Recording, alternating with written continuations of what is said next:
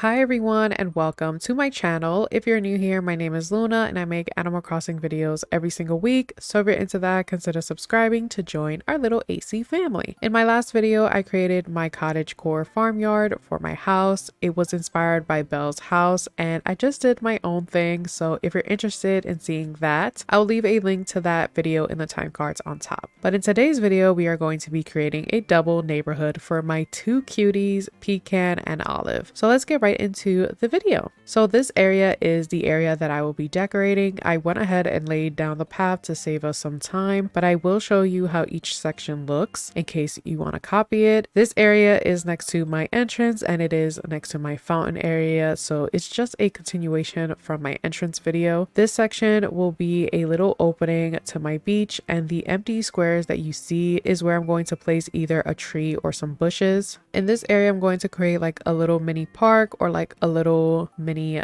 village pond, but like have a tree in the center and surround it with some water. And in this last section is where I'm going to place the two houses that I will be using for today's video, which is Pecan and Olive. In the movie, we didn't really see much of Belle's little town, so for my island, I want to kind of expand on her town. I want half of my island to be based on Belle's town with like this European village cottagecore theme, and for the other half of my island, we're going to create the beast castle. So for Belle's town, I am going to add all of the villagers to this half of my island. I did finish the DLC and I decorated all 30 houses in 2 days. It was so exhausting. I did the bare minimum to all of them. I just made sure that the items that they requested were in the build, and then I slapped together anything and placed it in their house and called it a day. I only did that because I wanted to start customizing my villager homes, and I couldn't do that yet because I didn't finish the DLC, so it took me longer to finish the DLC than to come up with this build. This area is next to my beach on the lower right hand side of my island, and I didn't know what to put here. I was thinking for a long time if I should just continue with the village theme of adding castle walls and medieval buildings. My first thought for this area was to create the bookstore, but I'm going to create it maybe in the next video. But for this section, I thought it would be perfect for a villager home, and I thought since I had enough space, I can actually add 2 villagers. I went through my villager list to see which 2 villagers would be the best fit to be together that aren't fighting with each other, because lately my villagers have been fighting with each other non-stop. I'm here minding my business, trying to make this island look good, and I turn around and I see Pecan fighting with Marshall, Anchovy fighting with that other villager I don't know the name of. Olive is mad at Gaston because he ruined a book ending for her. I'm just like, listen, I'm a single mom who works 2 jobs, who loves her kids and never stops.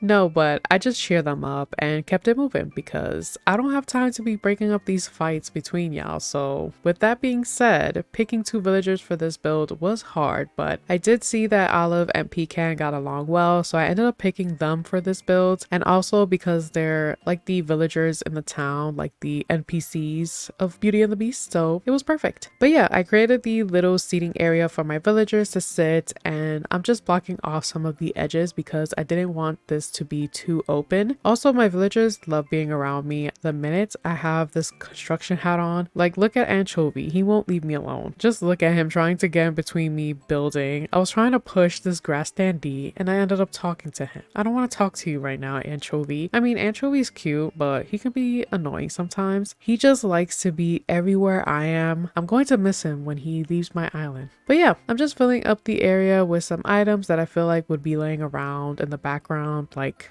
that water bucket, one of the villagers washing clothes by the pond. You know, make this feel more homey, but still keep up with the theme that I've been going for. Also, all of the codes that I use in this build will be listed in the description below, and I will be creating a video pretty soon where I show you all of the vintage cottagecore codes that I've been using for this island. I still have a few slots that are empty and I'm still hunting for some unique cute design, so once I have that, I will create the video. Also, a side note, in case you didn't know, because we're talking about custom design slots, I figured this out by mistake, but for your island flag, you can go to Isabelle, tell her the design that you want, and once it's displayed on your island, you can actually delete it and reuse it, and you can add a different design and it won't affect the flag. Same thing for your phone case. If you use a design and then end up changing it, your phone case will stay the same. So that's a hack in case you need just one more design slot. So now we're working on the double villager homes. I didn't want to extend the cliffs over here because I felt like it would look a little weird on the map. So I decided to use the medieval buildings and the castle towers because they are bigger than the villager home. So it'll give the background some height. And I added some cute little items like the steel trash can to act like a mailbox and the recycled paper bundle, which by the way, always check your recycling bin because these paper bundles along with the sloppy furniture always show up in there, so keep an eye out for them. So now I'm going to place Pecan's house. I did have to remove the dress because apparently it was in the way, but I'll go back and fix everything. And now I'm going to place Olive's house, and for both of their houses I did customize them to match the medieval rooftop so that it looks like a seamless transition between the two. And now I'm going to go back and fill in the empty spaces with the custom designs, and then I'm going to go back and adjust some of the furniture. And the one thing I do like to do for all of my villagers is add their photo outside of their house, especially since I changed up their homes. It would be easier to know who lives where. And once I add Olive's photo, we are done with this build.